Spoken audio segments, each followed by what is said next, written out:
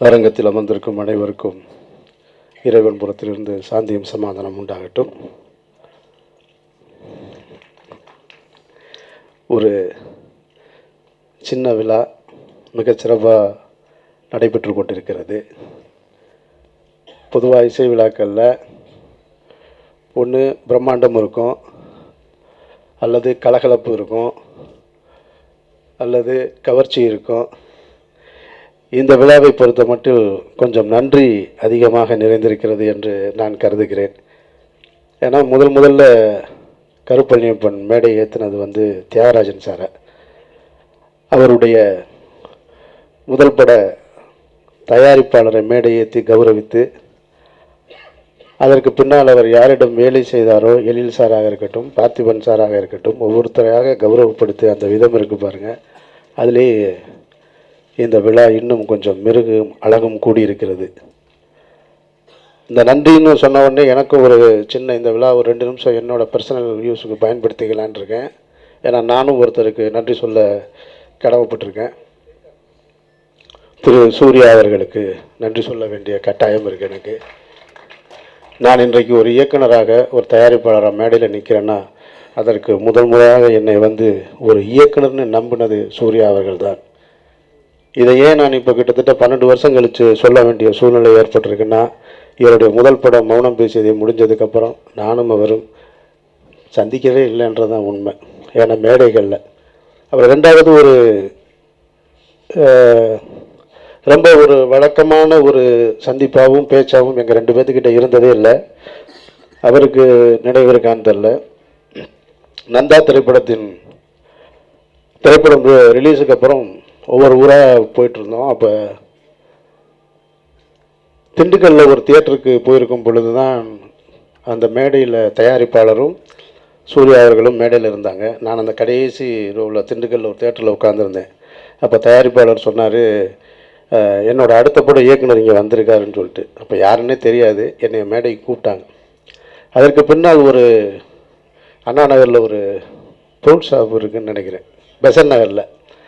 அங்கே உட்காந்து என்னுடைய தயாரிப்பாளர் கேட்குறாரு, எனக்கு அடுத்த படம் பண்ணணும், நந்தாவுடைய ப்ரொடியூசரு, அடுத்த படம் எனக்கு நீங்கள் பண்ணுங்கள் சூர்யா அப்படின்ன உடனே பண்ணுறேன் சார் அப்படின்னாரு. அல்ல அமீர் ஏதோ படம் பண்ணணும்னு சொல்கிறாரு. ஆமாம், அவருக்கு நான் பண்ணுவேன். அப்போ ஒரு வார்த்தை சொன்னார் சூர்யா, நீங்கள் 2 பேரும் சேர்ந்து வந்தீங்கன்னா உங்களுக்கு 2 பேருக்கும் என்னுடைய அடுத்த படத்தை பண்ணுறேன், தனித்தனியாக வந்தீங்கன்னா முதல்ல அமீருக்கு தான் படம் பண்ணுவேன் அப்படின்னாரு. ஸோ அந்த நன்றியை இங்கே நான் அவருக்கு சொல்ல கடமைப்பட்டிருக்கேன். அதுக்கு பின்னால் பார்த்திபன் சாருடைய ரசிகன் நான். ஏன்னா அவரை மாதிரி ஒரு ஆள் மேடையில் வச்சுக்கிட்டு ஒருத்தரை காலி பண்ணவும் முடியாது, சந்தோஷப்படுத்தவும் முடியாது. அது ஐஸ்வர்யா ராய் உட்கார்ந்துருக்கும் பொழுது அந்த பாடுபடுத்திட்டார் அந்த மேடையில். அதற்கு பின்னால் பழனியப்பனுடைய ரசிகன் நான். பழனியப்பனுடைய பேச்சு என்பது அது பேச்சு மாதிரி இருக்காது, திருப்பாச்சியாருடைய வீச்சு மாதிரி இருக்கும் ஒன்று. அப்படித்தான் எனக்கு பழனியப்பனையும் பழக்கம். ஒரு நல்ல நண்பரும் கூட எனக்கு. பழனியப்பனுடைய முதல் திரைப்படத்திலிருந்து இன்றைக்கு வரை அவருடைய திரைப்படங்களை நான் பார்த்து ரசித்திருக்க விஷயம் என்னென்னா, அந்த அழகியல் தான். ஒரு படத்தை எப்படி விளம்பரப்படுத்துறது, அந்த படத்துக்கு எப்படி பேர் வைக்கிறது. நானும் சின்ன வயசுலேருந்து ஜன்னலை பார்த்துருக்கேன், ஜன்னல் பஸ்ஸு பார்த்துருக்கேன், ஜன்னல் கம்பி பார்த்துருக்கேன். அந்த கம்பியில் ஜன்னல் ஓரம் போட்ட முதல் படைப்பாளி பழனியப்பன் தான். அது நான் அன்றைக்கி ஏற்கனவே சொல்லிட்டேன். நான் அந்த விளம்பரம் பார்த்த உடனேயே இந்த படம் எனக்கு ஏதோ ஒன்று உள்ளே சொல்லணும்னு நினைக்குதுன்னு. நான் இந்த படத்தை இன்னும் பார்க்கலை. ஏன்னா இங்கே வந்த 2-3 பேர் பார்த்துட்டேன். தயாரிப்பாளர் முகத்தில் என்னடா எனக்கு தெரியாமல் நிறையா பேர் படம் பார்த்துருக்காங்கன்னு ஒரு அச்சம் வேறு இருந்தது. நான் பார்க்கல சார். அவருடைய முதல் திரைப்படத்திலிருந்து பார்த்திபன் கனவுலேருந்து இப்பொழுது வரைக்கும் நான் சொல்வேன், பாலச்சந்தர் சாருக்கு அப்புறம் இங்கே தமிழ் திரையுலகில் இந்த மாதிரியான ஒரு இயக்குனர் இருக்காருன்னு சொன்னால் அது பழனியப்பன். நீங்கள் தான் அந்த ஒரு குடும்ப பாங்கான படமாக ஃபேமிலியோடு உட்காந்து பார்க்குறதுக்கு அது சத்தியமாக வேறு யாருக்குமே கிடைக்க வாய்ப்பே கிடையாது. அதை படமாக்கவும் முடியாது. நானும் ஃபேமிலி ட்ராமா பண்ணுறேன்னு சொல்லலாமே தவிர படமாக்க முடியாது. ஏன்னா வித்யாசாகருடைய பாட்டில் அந்த ஆலங்குயில் பாட்டு இருக்குது பாருங்கள், அந்த பாட்டை ஒரு வீட்டுக்குள்ளே ஒரு ரூமுக்குள்ளேயே வச்சு எடுத்து அந்த அழகு நிச்சயமாக கருப்பழனியப்பனுக்கு மட்டும்தான் செய்யும். அந்த ரூமுக்குள்ளே வச்சு அவ்வளோ அழகாக பண்ணவே முடியாது. அந்த நடிகை சினேகா அவர்களையும் இதை விட அழகாக நான் பார்த்ததும் கிடையாது அந்த பாட்டு. அப்படி ஒரு படமாக்கப்பட்ட விதம். அப்புறம் இசை வித்தகர் வித்யாசாகர் சார், அவரோடு நான் வேலை செஞ்சு எனக்கு இல்லை, நான் முதல் படத்துலேருந்து யுவன் சங்கர் ராஜா கூட பயணிச்சுட்டேன். ஆனாலும் ரசிகன், நான் அவருடைய ரசிகன். இங்கே பாடின அவருடைய பாடல்கள் 2 பாட்டு, அந்த ஆலங்குயிலும் என்னை தந்து விட்டேன் நான் என்னை தந்து விட்டேன், அந்த பாட்டுக்கு நான் வந்து பயங்கர ரசிகன். ஏன்னா அந்த ஆடியோ ரிலீஸ் ஆகிடுச்சு, அந்த படம் ரிலீஸ் ஆகவே இல்லை பல வருஷமாக. ஆனாலும் நான் காரில் பல முறை கேட்ட பாட்டு அது. ஆனால் இப்பொழுது நான் ஒரு படம் நடிச்சிட்ருக்கேன், அந்த படத்துக்கு வித்யாசாகர் தான் மியூசிக்கு பின்னி எடுத்திருக்காரு. பழனியப்பன், நான் சொல்கிறேன் ஜன்னல் ஓரத்தை விட அந்த பாட்டு நல்லா இருக்கு. காரணம் என்னென்னா, ஒரு எம்ஜிஆர் சாங் போட்டிருக்காரு வித்யாசாகர் சார், புரட்சித் தலைவர் எம்ஜிஆருடைய பாட்டு. அவருடைய அந்த வரிகளாக அதை எழுதினவர் மிக முக்கியமான ஆள். அதை இப்போ சொல்ல முடியாது, சொன்னால் நிறையா பிரச்சனை வரும். ரொம்ப அழகாக போட்டு கொடுத்துருக்காரு. மெலடியில் வந்து அவர் சொன்ன மாதிரி இங்கே சொன்னாங்க வித்யாசாகர் சார் அந்த 10 பாடல்களை அந்த கம்போஸ் பண்ண விதம் இருக்குது பாருங்கள். இது போட்ட பாட்டு இல்லை, புதுசாக ஒரு 4 இந்த ஊருக்கு நல்லது சொல்வேன்னு இதை கொடுத்தா கூட ஒரு பாட்டு போட்டுருவார். உடனே அப்படியே உட்காராரு, அந்த ஹார்மோனியம் போட்டு வச்சு இப்படி வாசிக்கிறாரு, அப்படியே அப்படின்ட்டு கொஞ்ச காலமாக 2-3 சிட்டிங் தான் அவரோட உட்கார்ந்துருக்கேன் நான். ஆனாலும் அவருடைய இசை வந்து ஒரு மாயஜாலம் செய்து, நிச்சயமாக இந்த பாட்டு கூட முதல் தடவையாக கேட்டிருக்கேன் சார். என்னடி என்னடி ஓவியம்னு உடனே மனசுக்குள்ளே ஏறிடுச்சு அந்த பாட்டு. ஸோ அதனால் அந்த பெருமை உங்களுக்கு சேரும். சிறிய தயாரிப்பாளர் அடித்தடி முருகன் அப்படியே நிற்கிறார் பாருங்க. எல்லாரும் சொன்ன உடனே உண்மையிலே அப்படி ஆயிட்டார் போல இருக்கு. அப்போ அவன் நல்ல மனுஷன், அவர் ரொம்ப சாஃப்டான ஆள் தான். அவர் எடுத்த படம் அடித்தடி முருகன். இனிமேல் ஜன்னல் ஓர முருகன் எல்லாரும் சொல்லக்கூடிய அளவுக்கு இந்த படம் உங்களுக்கு சிறப்பாக அமையும்.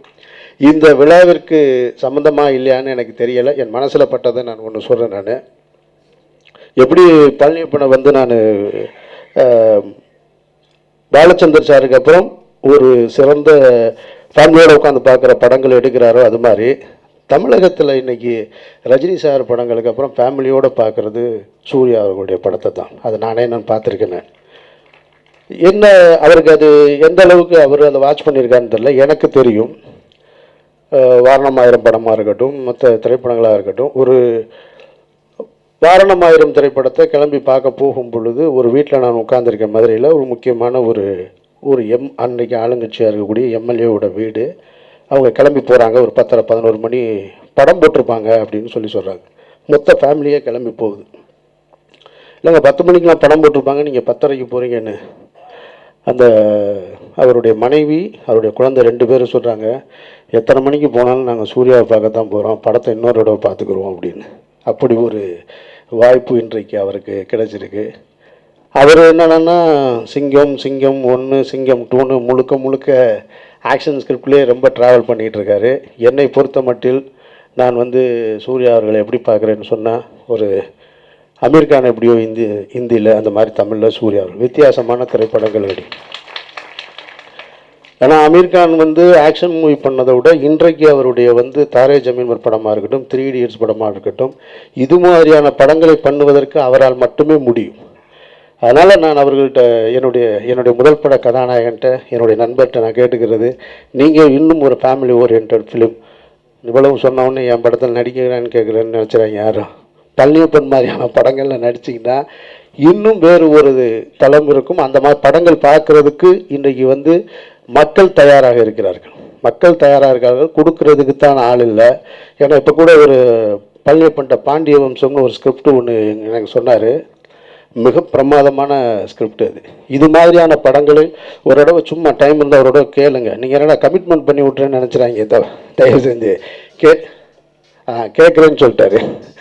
அதனால் இது போன்ற காம்பினேஷன் இந்த ஸ்க்ரீனில் எப்படி 3 Idiots பார்த்தோமோ, தாரே ஜமீன் பர் பார்த்தோமோ, அது மாதிரியான ஒரு போஸ்டரில் நான் சூர்யா அவர்களையும் பழனியப்பனையும் பார்க்கணும்னு சொல்லி என்னுடைய ஆசையும் தெரிவித்து இந்த திரைப்படம் மிகப்பெரிய வெற்றியடைய எல்லாம் வல்ல இறைவனை வேண்டி அமர்கிறேன். நன்றி.